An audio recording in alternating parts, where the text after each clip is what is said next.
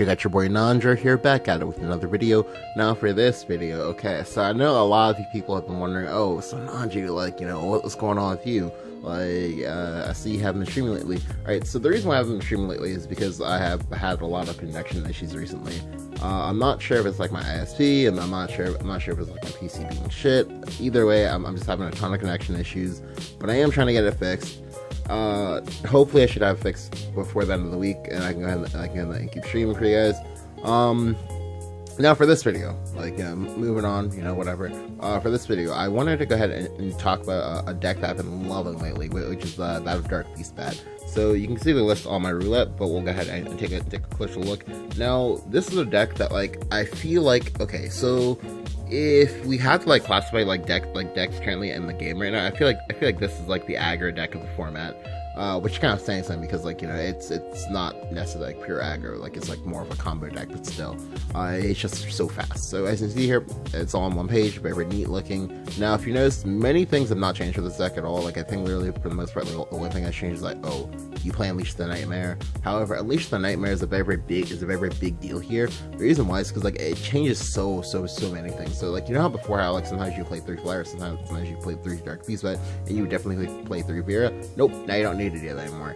You can go ahead and cut all this down to 2 to go ahead and put copies of this. Unleash the Nightmare is so good, but just because, like, it's right. So it's basically a card draw tool, like 6, 7, 9, or whatever. I'm sorry, 7, 8, 9, I'm sorry. And that, like, you get to go ahead and search your 2 creatures, put 2 bats into play, because you will only be either adding neutrals to your hand or adding bloodcraft creatures to your hand. No Machina stuff, please.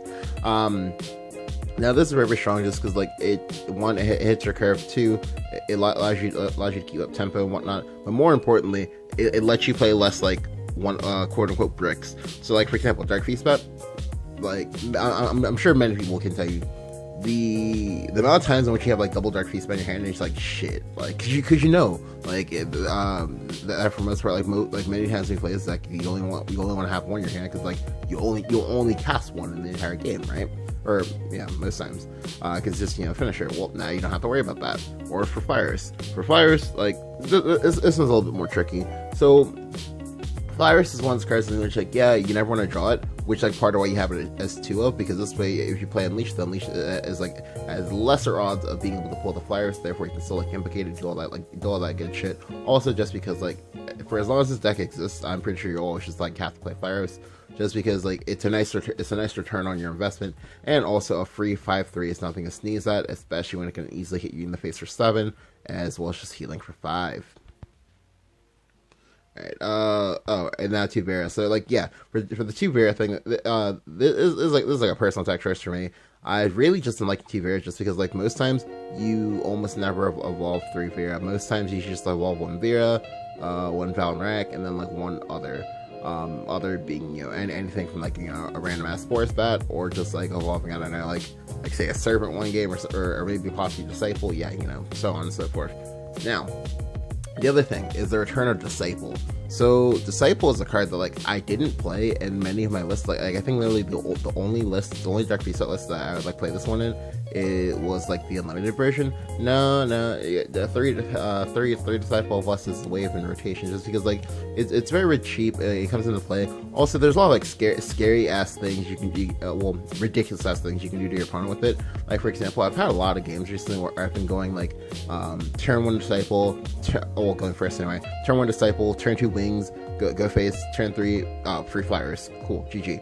So the reason why that's scary is because, like, each time this creature hits you, you take 3 damage. It doesn't matter if it got buffed or if it didn't get buffed, you just take 3 damage. So when it does get buffed, that means you're taking, like, 7 damage from a 1-drop, and that gives you 2 stacks, or, well, it gives you 2 stacks the first time, then gives you 4 stacks. So you can have, like, Valnrak, oh, I'm sorry about that. So you can have, like, Valnrak as active as early as turn 4, which is, like, crazy with Disciple. And having early Valnraks is so good. Like, just because the card is sex, dog. The card is actually sex. And as you can tell, hey, I globed her because she was worth it. She had the skills to pay the bills, man. Alright. Lastly, we have, like, One Kiss of Lust. The One Kiss of Lust is just like a personal, like, thing for me. I know many people, like, don't really like Kiss of Lust just because Kiss of Lust does sometimes troll the shit out of you, because sometimes you kiss them and then and then they heal up just enough so they can't like kill them with Darkfeast. But yeah, I've seen it happen a few times. So like that's just why you play 3 Disciple instead. And then lastly, 3 Alexandria Demon. Alexandria Demon is like, well, pretty stable for the most part.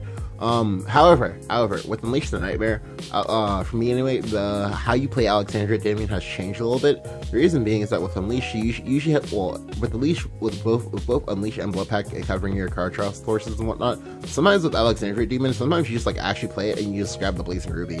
Now, the situation where you grab Blazing Ruby are really, really situational, and they depend on certain other like factors. But for example, sometimes if I have like a Blood Pact and an Unleash in my hand, I'll just kind of like play this and kind of grab the Ruby in the Blood matchup, specifically just because like Vera is ridiculous. Well, Vera is back to being ridiculous right now. I'm not quite sure exactly what made Vera so ridiculous right now. Maybe it was just one of those, it was always ridiculous, but people just didn't know it. I don't know.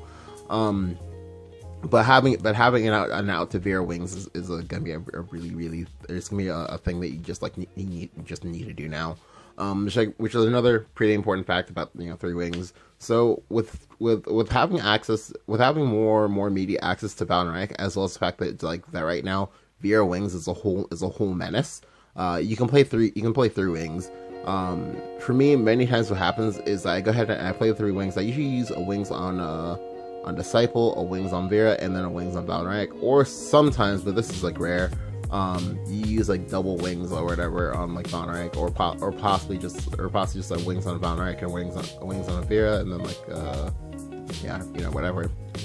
Now, this card is also probably one of the biggest linchpins, just because like the fact that like it comes out, you play it, you either play it on 6 and get the Vera and heal for 6, or play it with like Valorant heal for like M6 is ridiculous, just because like it's such a massive tempo swing, just because like you're telling your opponent, hey, you have to kill this, even if you kill this, hey, I bought myself time just gonna sit and farm for combo pieces, hey, you dead. It's very, very cool and very, very ridiculous. Now, thankfully the deck is still kind of hard to play. However, I did go ahead and sit and like and type a long as fuck essay that became a whole guide, which you can go ahead and check out. I'll go ahead and try to leave a link to the paste bin down below. It's not that formatted, so I'm gonna go ahead and try to have some like quickly use